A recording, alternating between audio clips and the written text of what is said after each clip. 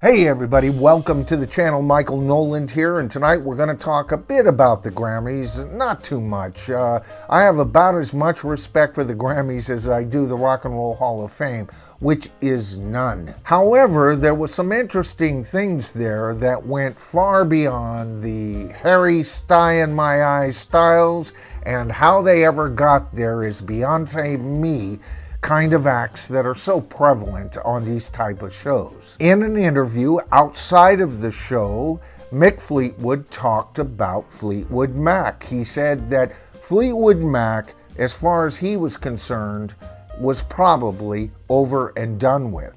However, he did state that he saw that other members of the band are out there touring and playing live, and that that's probably what he wanted to do as well. And then during the show, him, Bonnie Raitt, and Sheryl Crow did a wonderful tribute to Christine McVie.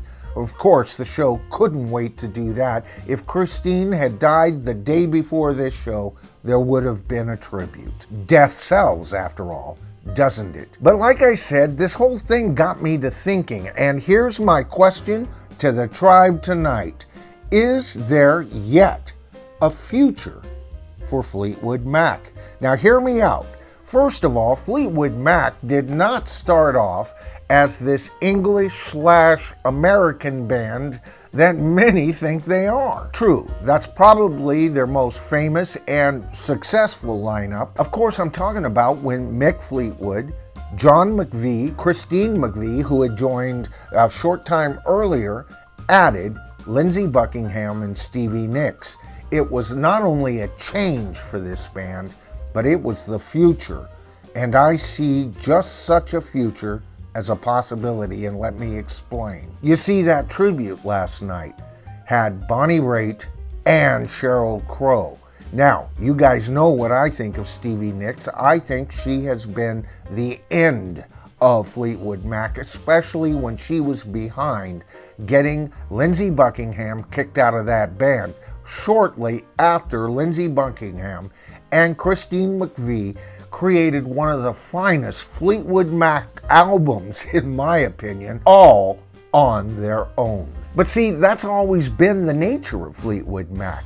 It has a changing lineup. You guys know what I think about bands who are touring out there with just one or no members left out of the original band. But for those of you who have seen any amount of my videos, you already know that I consider certain bands immune to exactly that. In other words, I think Fleetwood Mac is one of those bands who has changed their lineup really basically from the beginning, and not only from the beginning, but several incarnations that were very successful, all on their freaking own. So here's my proposal.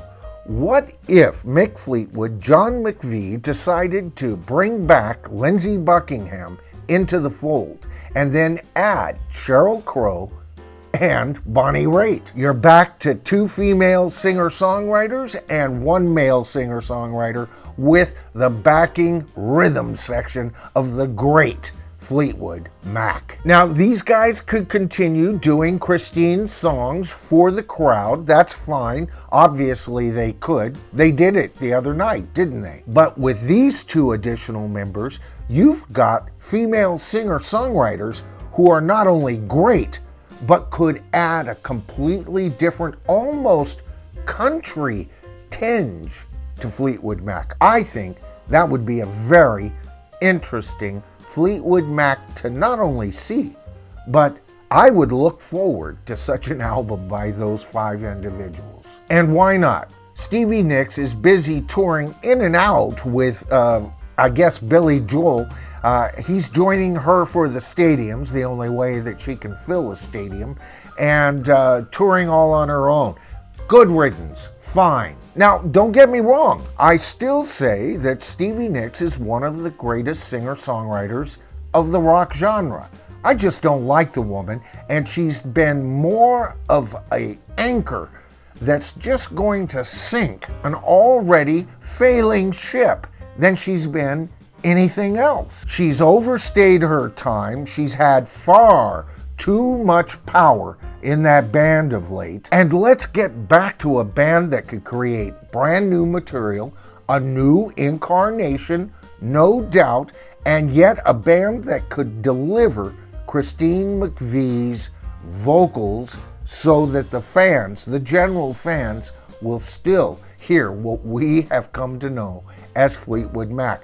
But you know what? While they're at it, I would love them to start including some of the material live that was on previous incarnations before even Stevie Nicks joined, and Lindsey Buckingham for that matter. I want to hear the song Hypnotized done on stage. Oh, I love that song. It's actually my favorite Fleetwood Mac song, and that was by Bob Welch. An earlier incarnation. Of course, Peter Green, then Bob Welch, then Stevie and Lindsey, and now, see what I'm talking about, folks? Now, that's my suggestion, and I have to admit, I got the idea while watching that farce of a TV show they called the Grammys. However, I am a firm believer in miracles coming out of desperate times, and you know what?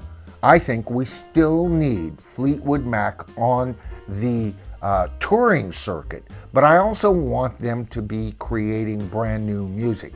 You bring in Lindsey Buckingham, and I guarantee you that guy's going to demand they record a brand new album with brand new material. And that flies in the face of Stevie Nicks, who just wants to use it as a touring band to make a moolah, right? I mean, really, guys, the last great Fleetwood Mac album was actually a duo album with Christine McVie and Lindsey Buckingham, and it's a great album. It would have been better, no doubt, if Stevie had been there, but she just wasn't having it. And you know what? What Stevie isn't having these days is exactly what I want. Now, the only reason I would ever deign to even possibly see Stevie Nicks live in concert again is if she was somehow with Fleetwood Mac and Lindsey was there and they got somebody to take over Christine's spot. But not only that,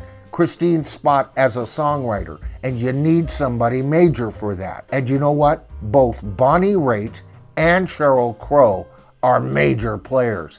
Can you imagine if the five of these people, Lindsey Buckingham, John McVie, Mick Fleetwood, Sheryl Crow, and Bonnie Raitt got together to create a brand new album and then tour that album? I think we could see not only a resurgence in wanting to see them live, but a resurgence and an interest in the brand new material such a band could offer. As for the rest of the crap on that show, I have nothing good to say about it. Now, it did have slightly better viewing numbers than it did last year, which last year, by the way, was an all-time low in viewers for this farce. And this year, they beat that by 1 stinking percent. Now, people say, oh, that's because television is dead, the internet killed it, and so these shows are suffering as a result. And to that I say,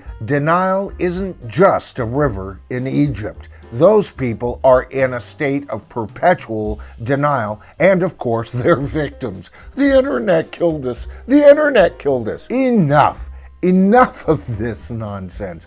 But anyway, guys, I really do want to hear from you. What is your thought on the future of Fleetwood Mac? Maybe you're one of those who think it's dead.